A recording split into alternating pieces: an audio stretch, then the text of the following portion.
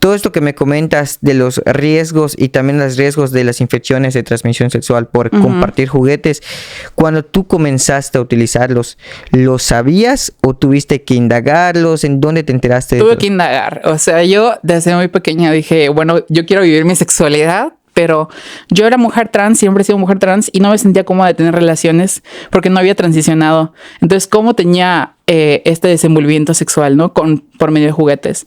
Entonces, muchas personas inician experimentando con objetos que se pueden utilizar, que sí hay objetos que se pueden utilizar como juguetes sexuales, pero hay que saber qué cosas y con qué y cómo, ¿no? O sea, si vas a usar un objeto que no es completamente liso, lo recomendable es ponerle un preservativo. O si vas a usar un objeto que, independientemente de que sea, lo recomendable es que tenga una base para que no se vaya a ir literalmente, ¿no? Si es que se va a hacer por experimentación anal. Entonces, en mi caso, yo no sabía nada. Simplemente fue por experimentación ahí. Y pues sí dije, me gustaría saber más sobre esto porque no la hizo del todo satisfactorio, ¿no? Entonces, ya que investigué, ya que aprendí cómo hacerlo correctamente y seguramente, mucho más cómodo, mucho más seguro y mucho más limpio. Sí, y te pregunto esto porque al ser un tema controversial y no tan fácil de hablar con cualquier persona, pues el indagar qué cuidados tener al utilizarlos, pues puede ser un poco difícil, ¿no?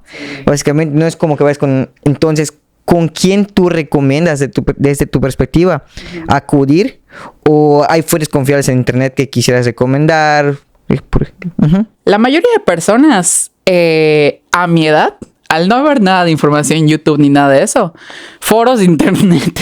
Yo usaba foros de internet, entraba a decir, Yahoo Respuestas, ¿no? O está el blog, no sé qué, y así. Y entrabas y leías y así, y veías su experiencia y decías, wow, ¿no?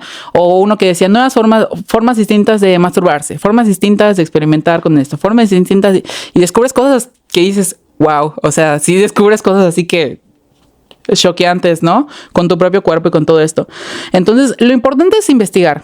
Quizá no sea tan sencillo encontrar una fuente confiable, pero hay sex shops como Candy Sex Shop que se enfocan en precisamente a los usuarios, darles una atención completa, ¿no? Y cuando preguntan sobre tal juguete, les preguntan qué necesitas, para qué lo quieres, cómo lo quieres usar, cómo sí, cómo no. Y en esas sex shops o tiendas de juguetes sexuales, les dan como que estos tips y esta ayuda de cómo utilizar esos juguetes. Y yo creo que eso es muy importante porque muchas personas llegan a la sex shop y dame esto y lo agarran y lo pagan y se van y se tapan la cara, ¿no? Y ya. Pero cuando llegas con tu pareja o llegas solo o sola o sole y llegas y hablas con la persona y le dices, ¿para qué sirve? ¿Cómo lo puedo usar? ¿Cómo le puedo dar mantenimiento? ¿Cómo esto? Como si fuera cualquier otra compra.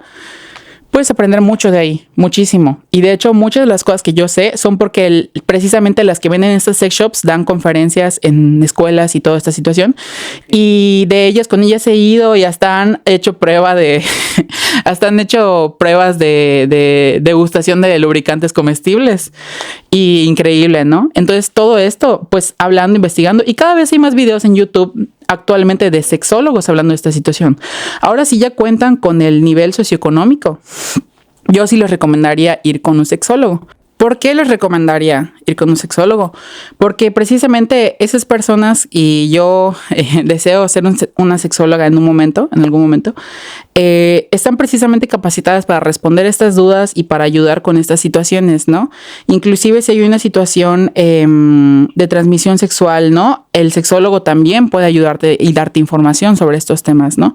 Entonces yo creo que sí es algo muy importante que no se suele hacer y no se habla mucho, pero es muy importante también, ¿no? Y debería ser algo, pues, de salud pública, ¿no? O sea, debería estar hasta en el seguro, ¿no? Así es.